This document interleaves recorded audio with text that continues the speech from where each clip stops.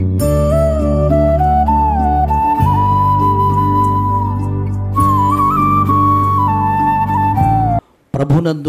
ప్రియమైనటువంటి దేవుని బిడలారా, ఈ ఉదయకాల సమయంలో మన ప్రభువును రక్షకుడునైన యేసుక్రీస్తు ప్రభువారి ప్రశస్తమైనటువంటి నామములో మీ అందరికీ శుభములు తెలియచేస్తూ ఉన్నాం.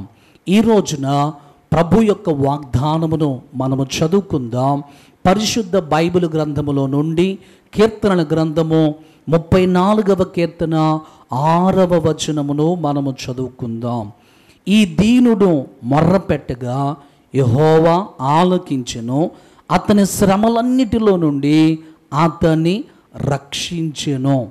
ఎవరి ప్రార్థన దేవుడు ఆలకిస్తాడు అంటే ఎవరైతే దీనులుగా ఉంటారో, ఎవరైతే తగ్గింపు మనస్సు కలిగి ఉంటారో అలాంటి వారి ప్రార్థనలో దేవుడు ఆలకించేటువంటి వాడై ఉన్నా.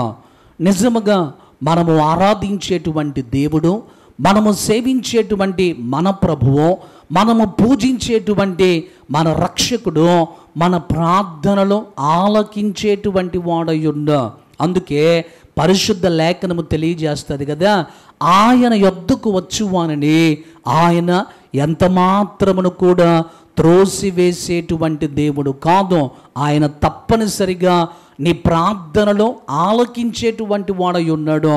అయితే ఒక కండిషన్, మనము దేవుని సన్నిధిలో ప్రార్థన చేసేటప్పుడు, మనము దేవుని సన్నిధిలో మొర్ర పెట్టేటప్పుడు మనకుండవలసిన ఒక మంచి స్వభావం, మనకుండవలసినటువంటి ఒక మంచి లక్షణం ఏంటి అనంటే దీనులముగా మనం ఉండాలి.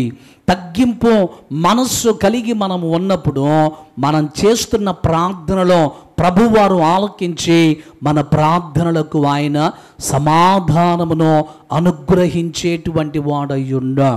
లూకా సువార్త 18వ అధ్యాయము 9వ వచనము నుండి మనం చదువుతూ ఉన్నప్పుడు యేసు ప్రభువారు ఒక ఉపమానాన్ని తెలియజేశారు. ఎందుకు ప్రభువారు ఆ ఉపమానాన్ని చెప్పాడు అనంటే, తామే నీతిమంతులము అని అనుకొని ఇతరులను తృణీకరిస్తూ ఉంటారో వారిని ఉద్దేశించి ప్రభువారు ఈ ఉపమానాన్ని తెలియజేశాడు.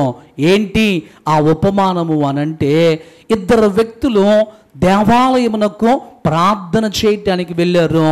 ఈ ఇద్దరు వ్యక్తులలో ఒక వ్యక్తి పరిసయ్యుడు, మరొక వ్యక్తి సుంకరి. మొట్టమొదటిగా ఈ పరిసయ్యుడు దేవుని యొక్క ఆలయములోనికి వెళ్ళి ప్రార్థన చేస్తూ ఉన్నాడు కదా, ప్రభువా, నేను చోరుల వలె ఉండకుండా, అన్యాయస్తుల వలె ఉండకుండా, వ్యభిచారుల వలె ఉండకుండా, ఇదిగో ఈ సుంకరిలాగా ఉండనందుకు నీకు కృతజ్ఞతాస్తుతులు చెల్లించుచున్నాను అని అన్న. ఆ తర్వాత ఆయన అంటాడు, వారానికి 2 మార్లు నేను ఉపవాసం ఉండి ప్రార్థన చేస్తూ ఉన్నాను, నేను 10వ భాగమును నీకు ఇస్తున్నాను అని తన గొప్పలు తాను చెప్పుకుంటూ ప్రార్థన చేశా.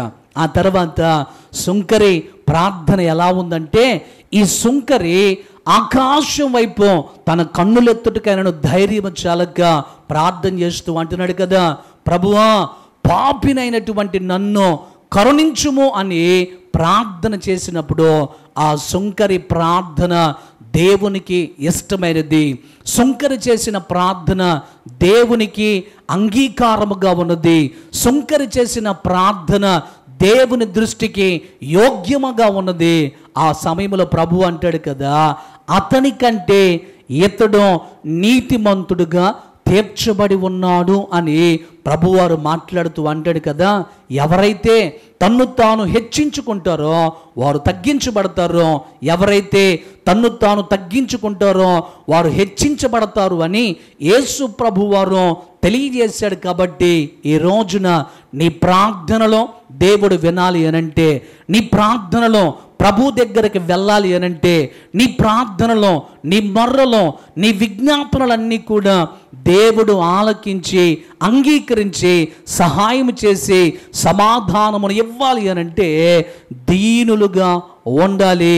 అందుకే ప్రభు లేఖనము తెలియజేస్తూ ఉంది, దీనులు మొర్ర పెట్టినప్పుడు దేవుడు ఆలకించును అని. కనుక ఈ ఉదయకాల సమయంలో దేవుని దృష్టికి మనము దీనులముగా ఉందాం.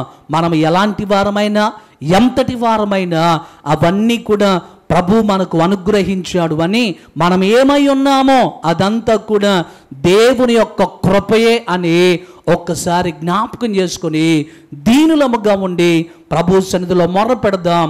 దేవుడు మన ప్రార్థనలు ఆలకించి మనకు సమాధానమును అనుగ్రహించునుగాక.